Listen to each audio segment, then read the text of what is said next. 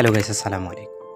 আজি এন্দিলা হদুন হানালে অনরারে পরিচয় করা দিম যে হানাগুন একবার রাঁধনের পরে বানানোর পরে আবার গরম দিয়রে খাইলে ডইল্লা বডইল্লা অসুবিধার কারণ হয়ে যাগই। যে হানা কিনা আর গার ফায়দাল্লা পুষ্টিল্লা ভিটামিনল্লা হাই এ হানা আর গাল্লা ডইল্লা বডইল্লা বিয়ার আমর কারণ হয়ে যাগই। এ বিষয় জানি বললা ভিডিও আরে শেয়ার করি, চ্যানেলর সাবস্ক্রাইব করি বললা বেকুলনরে অনুরোধ করা যার। তাহলে এবার আরা জানিয়াই এ হানাগিন কি কি। সারে একবার বানানোর পরে আবার যদি গরম দিলে অ্যাসিডিটি তৈরি হইরে পেটের মাঝে গ্যাস বা হজমের মতো সমস্যাকল দেখা দিতে পারে।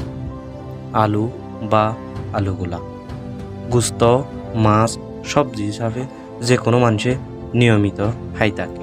এই আলুগুলারে যদি একবার রান্না করানোর পরে আবার যদি গরম দিয়ে দইলে পুষ্টিগুণ কমিয়ে আয়রে গা মাঝে ডইল্লা বডইল্লা বিয়ার আমক কলর বাসা বাঁধি বললা সাহায্য করে। প্রোটিনের পাওয়ার হোস ডিম দিবা একবার রাঁধনের পরে আবার গরম দেওয়ার কারণে ডিমর পুষ্টি নষ্ট হইরে টক্সাইড তৈরিও গা মাঝে ডইল্লা বডইল্লা বিয়ার আমক কল তৈরি করি বললা সাহায্য করে। পালন শাক বা শাক ইবার মাঝে বেশা বেশি আয়রন আছে।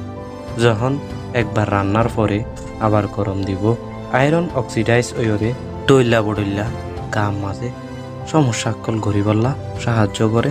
ডইল্লা বডইল্লা বিয়ার আমর বাসা বাঁধে। জিয়ান প্রত্যেক মানুষের পরিচিত, প্রত্যেক মানুষে রেগুলার হারা খায় বললে ভাত হদেই বাড়িও একবার রান্না করানোর পরে আবার গরম দিয়ে খাইলে বাতর মাঝে ব্যাকটেরিয়া তৈরি হয়ে ডায়রিয়ার মতো সমস্যা দেখা দিতে পারে। আশা করি আপনারা বুঝি পাইছেন।